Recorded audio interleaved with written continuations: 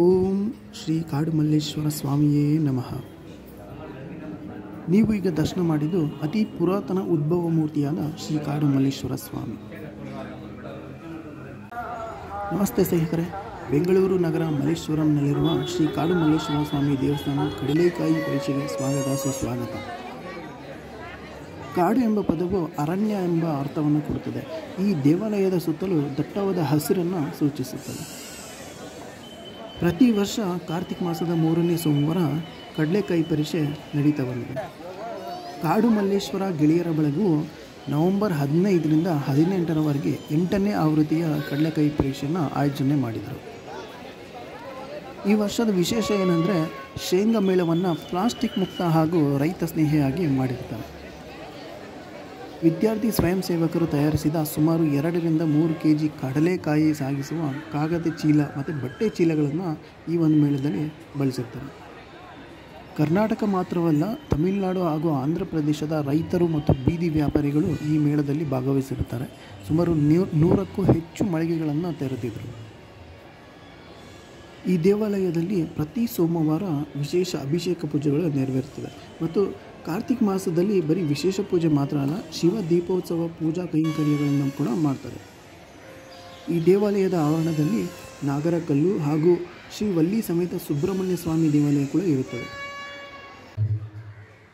ಮಹಾಶಿವರಾತ್ರಿಯಂದು ಅಹೋರಾತ್ರಿ ಪೂಜಾ ಕೈಂಕರ್ಯಗಳು ನಡೆಯುತ್ತವೆ ಮತ್ತು ದೇವಾಲಯದ ಬ್ರಹ್ಮ ರಥೋತ್ಸವ ಮಹಾಶಿವರಾತ್ರಿಯ ಮರುದಿನ ವಿಶೇಷವಾಗಿ ನಡೆಯಲ್ಪಡುತ್ತದೆ. ಸ್ನೇಹಿತರೆ, ಈ ದೇವಸ್ಥಾನದ ಇತಿಹಾಸನ ಹೇಳೋದಾದರೆ, ಮರಾಠರ ರಾಜ ಶಿವಾಜಿಯ ಸಹೋದರ ವೆಂಕೋಜಿಯವರು 17ನೇ ಶತಮಾನದಲ್ಲಿ ಅಂದರೆ ಕ್ರಿಸ್ತಶಕ 1669ರಲ್ಲಿ ದೇವಾಲಯವನ್ನು ಅಭಿವೃದ್ಧಿಪಡಿಸಿರ್ತಾರೆ. ದೇವಸ್ಥಾನದ ವಾಸ್ತುಶಿಲ್ಪವು ದ್ರಾವಿಡ ಶೈಲಿಯಲ್ಲಿರುತ್ತದೆ.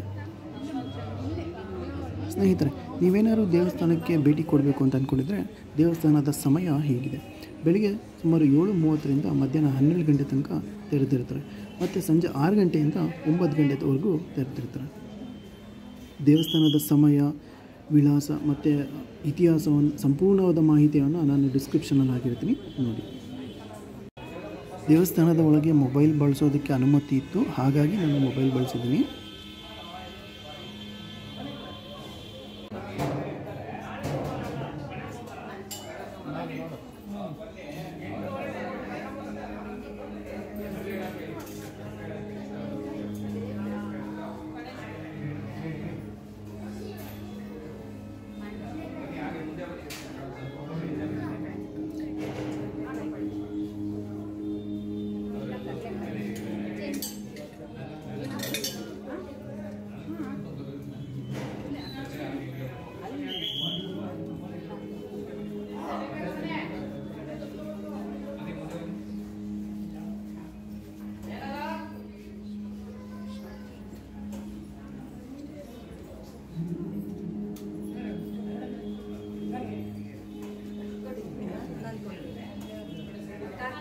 ಸ್ನೇಹಿತರೆ, ಈಗ ನೀವು ನೋಡ್ತಾ ಇರೋದು ಶ್ರೀ ಮಲ್ಲಿಕಾರ್ಜುನ ಸ್ವಾಮಿಯ ಮೂಲ ವಿಗ್ರಹ.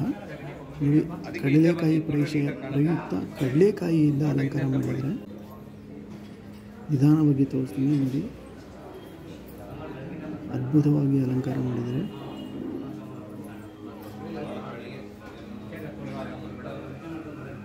ಜನ ಬರಲ್ಲ, ಹಿಂದೆ ನಿಂತ್ಕೊಳ್ಳಿ, ಜನ ಹೋಗ್ತಾ ಇದ್ದಾರಲ್ವಾ. ಮುಂದೆ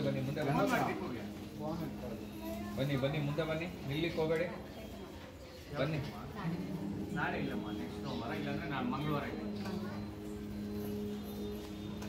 ಬರ್ಸಂಗಿದ್ರೆ ಬರ್ಸ್ಬಿಡಿ, ಹೆಸರು ಚೀಟಿ ಬರ್ಸ್ಬಿಡಿ, ಹೆಸರು ಬರ್ಸ್ಬಿಡಿ.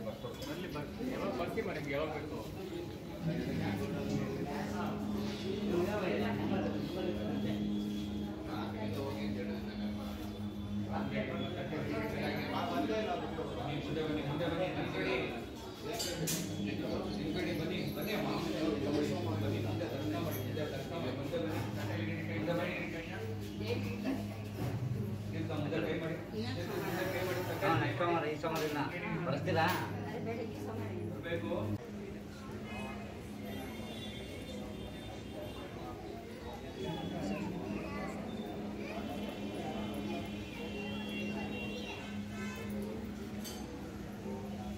ದೇವಸ್ಥಾನದ ಹೊರಗೆ ಕಾಲಭೈರವೇಶ್ವರ ಹಾಗೂ ಪಾರ್ವತಿ ದೇವಿಯ ವಿಗ್ರಹವನ್ನು ಕೂಡ ನೀವು ನೋಡ್ಬೋದು.